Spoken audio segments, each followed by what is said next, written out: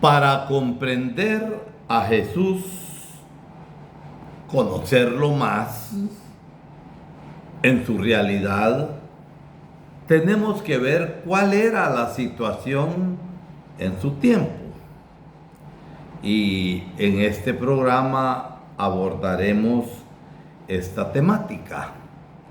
Y va nuestro saludo para todos aquellos radioescuchas y que nos ven por el canal de Facebook y también por YouTube, para que sigamos en este conocimiento del Señor. Que Dios les bendiga. Para conocer correctamente la vida de una persona, es necesaria situarla en el contexto en el que ella vivió o está viviendo. De hecho, las situaciones marcan nuestra vida. Como decía el filósofo español Ortega y Gasset, yo soy yo y mis circunstancias. De hecho, así es también con Jesús de Nazaret. Para entender su forma de actuar, es necesario conocer el contexto en el que vivió.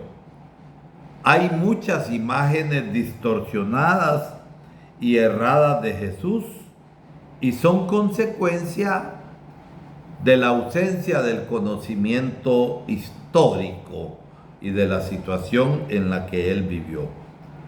Por otro lado, sabemos que es prácticamente imposible reconstruir la historia de Jesús de acuerdo a los criterios de los historiadores de hoy. No podemos juzgar las situaciones del pasado con los ojos de hoy. Cuando nos faltan datos históricos, conceptos y documentos, tendremos que usar un poco la imaginación. Pero eso no quiere decir pensar fantasiosamente, pura fantasía, inventarlo. Así la imaginación es un valor, como señalaba Albert Einstein, uno de los mayores científicos del siglo pasado. Decía él, yo creo en la intuición, en la inspiración. La imaginación es más importante que el conocimiento. El conocimiento es limitado, mientras que la imaginación abraza todo el mundo, estimulando el progreso, dando lugar así a la evolución. Ella es, rigurosamente hablando, un factor real en la investigación científica. Jesús nació, creció y vivió su misión en un lugar determinado que llamamos Palestina, en una determinada época, hace más de 2000 años. Palestina era una región pequeña, como del tamaño de la República de El Salvador. Tenía tierra fértil en algunas áreas, sobre todo en Galilea, y tierra seca y árida en otras, como el desierto de Judea. Tenía cerca de 700,000 habitantes. La gran mayoría habitaba en zonas rurales, en casas alejadas o en pequeñas aldeas. Jerusalén era la capital religiosa y política del país, con una población de cerca de 40,000 habitantes. Pero en el tiempo de las fiestas, sobre todo en la Pascua, pasaba de 100,000 personas. El sustento de los habitantes de Jerusalén, ricos y pobres, dependía del templo, símbolo del sistema socio-religioso corrupto y excluyente en ese tiempo. Muchos mendigos y enfermos vivían pidiendo limosna en los alrededores del templo. Por eso, ni ellos admitían que se hablara mal del templo. A Jesús le fue mal cuando habló de la destrucción del templo, en el capítulo 26 de San Mateo. Palestina era una región estratégica desde el punto de vista político y militar. Conectaba 3 continentes: África, Asia y Europa. Por ello siempre Palestina fue una región codiciada y dominada. Por ella pasaron los ejércitos de las grandes potencias antiguas, movidos por la ganancia de expansión y dominio. En el tiempo de Jesús, quien dominaba Palestina era el Imperio Romano, a través de los poderes locales que eran de la familia de Herodes y el Sanedrín. El poder romano consiguió construir un gran imperio. Dominaba todos los pueblos y las tierras que tenían alguna conexión con el mar Mediterráneo, al punto de llamarlo nuestro mar. Roma dominaba a través de la fuerza militar con generales expertos y capaces. El ejército era fuerte, numeroso, bien equipado y bien remunerado. Ganaban bien los soldados. Estaba organizado en legiones de 6 a 10,000 soldados, en cohortes de 600 a 1,000 soldados y en centurias de 60 a 100 soldados. En el tiempo de Jesús, el ejército romano poseía cerca de 350,000 soldados, cuando la población del imperio era de unos 50 millones de habitantes. Las legiones estaban distribuidas en los puntos más estratégicos del imperio, inclusive en Siria, que quedaba al norte de Palestina, con la tarea de controlar los poderes vecinos. Había una eficiente organización burocrática con grandes vías que de Roma llegaban hasta los confines del imperio, permitiendo una movilización rápida de las tropas romanas, de los esclavos y de las mercancías. Flotas de navíos y puertos bien equipados permitían el control de todo el mar Mediterráneo. Los ideólogos, los pensadores del imperio, exaltaban la paz romana, vista como la convivencia pacífica de los pueblos bajo el dominio del imperio romano. En realidad era una paz basada en la fuerza y en el autoritarismo, en el miedo y la opresión. Era una paz de cementerios. Cualquier revolución o revuelta era reprimida inmediatamente, como pasa en nuestros países corruptos e impunes. Las ciudades y capitales y las fortalezas de los revoltosos eran reducidas a un montón de ruinas, sobre las cuales los romanos lanzaban sal en grandes cantidades para que todo el mundo pudiese ver que allí no habría más vida. La crucifixión hacía parte de ese esquema de terror y de humillación. Aquellos que se rebelaban o amenazaban la seguridad del imperio corrían el peligro de ser sacrificados en la cruz. No eran ladrones, pero sí eran llamados bandidos malhechores en señal de desprecio. Las crucifixiones ocurrían frecuentemente. La de Jesús no fue un caso aislado. En la época en que Jesús nació, fueron crucificados cerca de 2000 rebeldes en la ciudad de Séforis, en aquel entonces capital de Galilea, a pocos kilómetros de Nazaret. La crucifixión era precedida por torturas terribles, como la flagelación. Muchas víctimas ni siquiera eran enterradas, quedaban expuestas como comida para las aves de rapiña hasta descomponerse. Por eso la cruz era humillación. Cristo transforma el significado de la cruz. El Imperio Romano adoptó el sistema de la esclavitud y del latifundio. Cobraba impuestos altos para sufragar los enormes gastos de la burocracia y del ejército.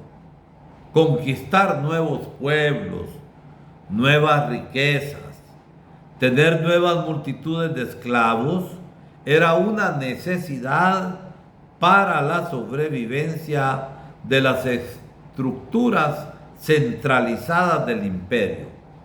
Las desigualdades sociales hacían parte del sistema. Sus ideólogos llegaban al punto de decir: nada es más injusto que la igualdad. Pensamiento torcido. Las consecuencias eran dramáticas. Palestina fue azotada totalmente por este sistema opresor y explotador. El imperio cobraba impuestos muy altos, directamente a través de sus lacayos, Herodes y el Sanedrín. El poder de Herodes se extendía por toda la región de Galilea. Él dominaba usando la fuerza y la represión. Cuando Jesús era adolescente y durante su juventud, el rey Herodes construyó una nueva capital en los márgenes del lago de Galilea, con mansiones muy suntuosas y lujosas.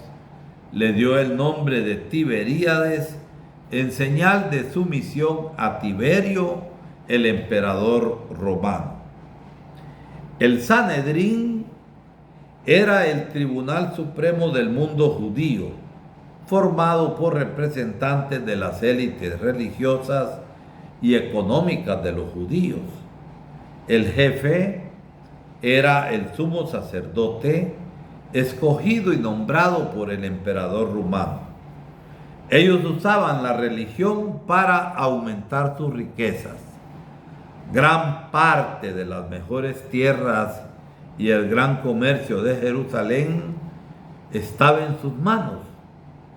En ese mismo período se estaba construyendo un nuevo templo en Jerusalén, considerado una de las maravillas del mundo conocido en aquella época. Esas obras grandiosas consumían enormes cantidades de dinero y bienes que eran sacados del bolsillo y el sudor del pueblo. Corrupción. Hoy, en nuestra Guatemala, pasa lo mismo. Se saca el dinero del pueblo y se lo roban. Y las obras no se terminan. El empobrecimiento del pueblo, sobre todo en los campesinos, era enorme. Las desigualdades sociales eran alarmantes. Juntando todos los impuestos, más de la mitad de cualquier producción o ganancia de la gente de Palestina se la arrebataban. Sobre una población de cerca de 700,000 habitantes, unos 30 o 40,000 eran ricos. Vivían de los beneficios del poder. Hacían parte de ese grupo selecto los oficiales activos y retirados del ejército romano, dueños de las mejores tierras. Lo que pasó aquí en Guatemala con la zona reina del Ixcam y también de Petén y de Izabal. Tantos militares son ahora terratenientes. Los miembros de la corte de Herodes, los jefes de los cobradores de impuestos, como Zaqueo, los jefes de los sacerdotes del templo, los ricos comerciantes de Jerusalén, retenían la riqueza.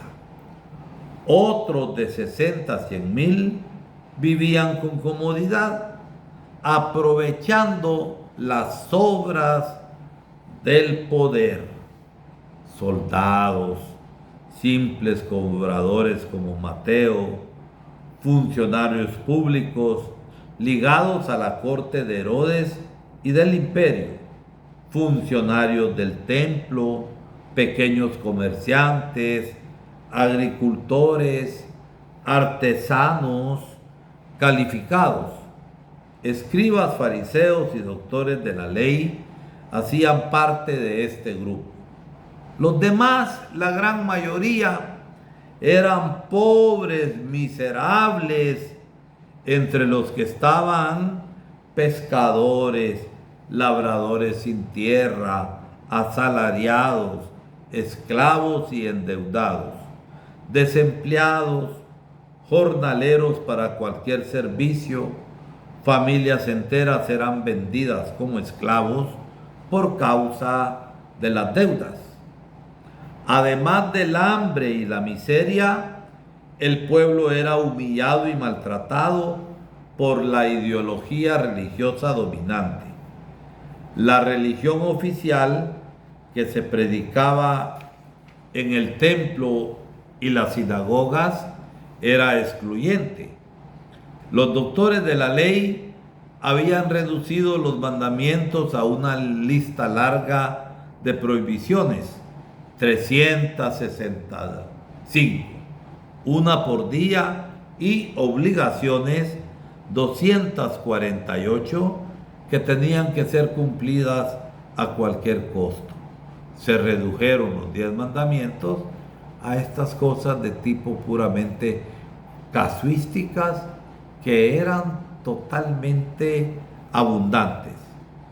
Todo judío fiel a la ley, al levantarse, tenía que preguntarse cuál es la prohibición de hoy. Había muchas prohibiciones, especialmente sobre el sábado, el contacto con los paganos y los ritos de purificación.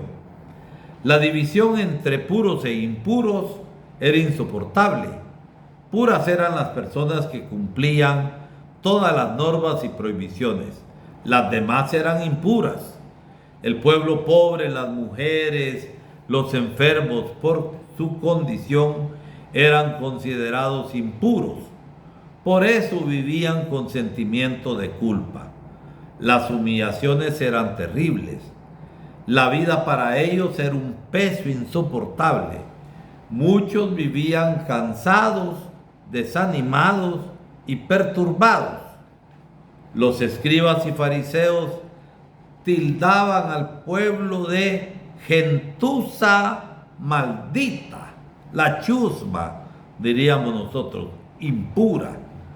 Vivían distantes del pueblo impuro, y por eso la palabra fariseo significa separado. Cuando llegaban a casa viniendo de lugares públicos, se lavaban las manos y el rostro para limpiarse y eliminar las impurezas contraídas al estar en contacto con el pueblo. El pueblo vivía abandonado, sin futuro ni horizonte, ni un horizonte alentador, como ovejas sin pastor. Unos, para sobrevivir, se arrodillaban ante el poder, haciendo lo que ellos mandaban. Otros, desesperados, se entregaban a bandas de asaltantes.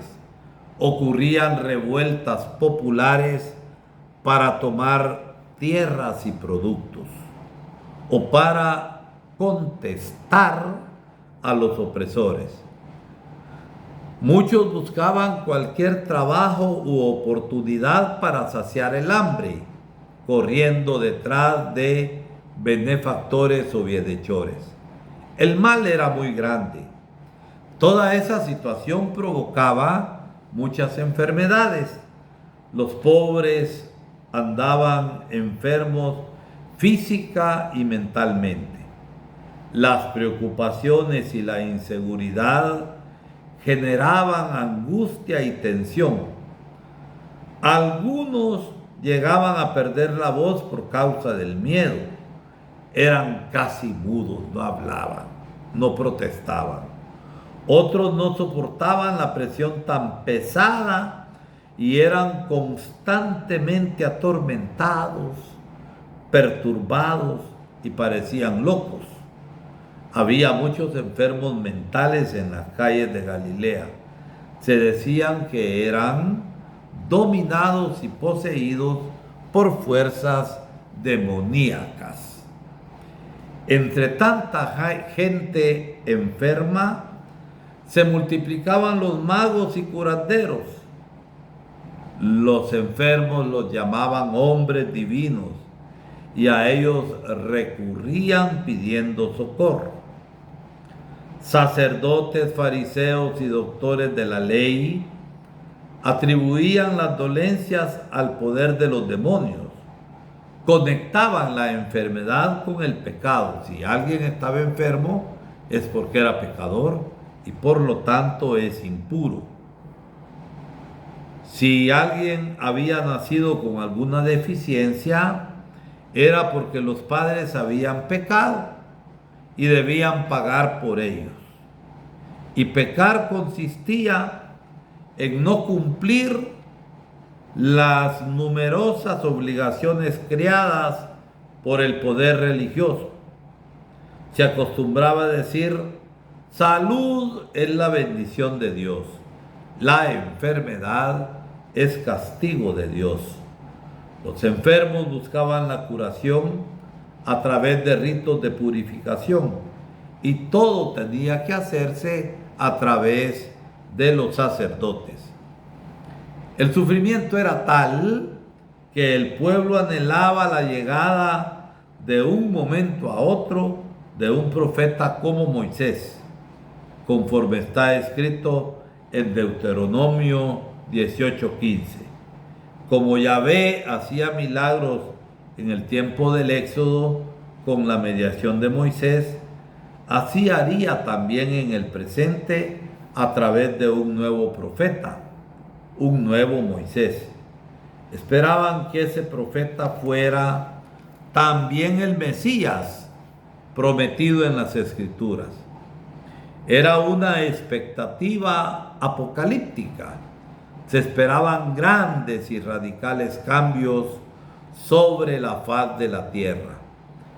En este contexto, se cultivaban y surgían movimientos populares de resistencia contra el régimen, de ruptura, de renovación.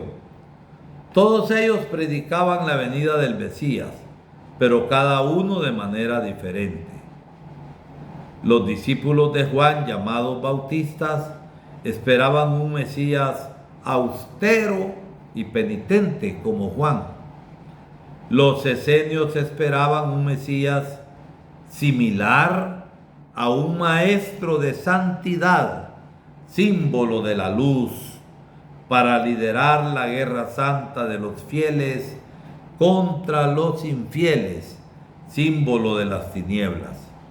Los celotes, un movimiento guerrillero, esperaban un Mesías nacionalista para liderar la guerra contra los dominadores romanos. Estaban también los pobres de Yahvé. Eran personas humildes, sencillas, pobres, conscientes y sabedores de la realidad en que vivían, sin voz ni voto, pero eran movidas por un gran anhelo de liberación, de justicia y de dignidad, según había hablado los profetas antiguos. María y José, Zacarías e Isabel, Simeón y Ana hacían parte de ese grupo. No era un grupo agrupado, era la gente sencilla y humilde que vivía según esta espiritualidad. La oración y la esperanza de ellos están expresados en el cántico atribuido a María de Nazaret, Nuestra Señora, el Magnífica.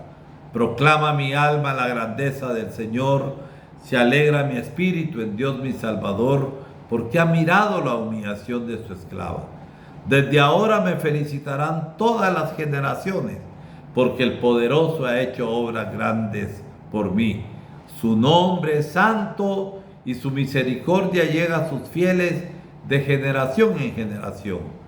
Él hace proezas con su brazo, dispersa a los soberbios del corazón, derriba a los potentados y enaltece a los humildes.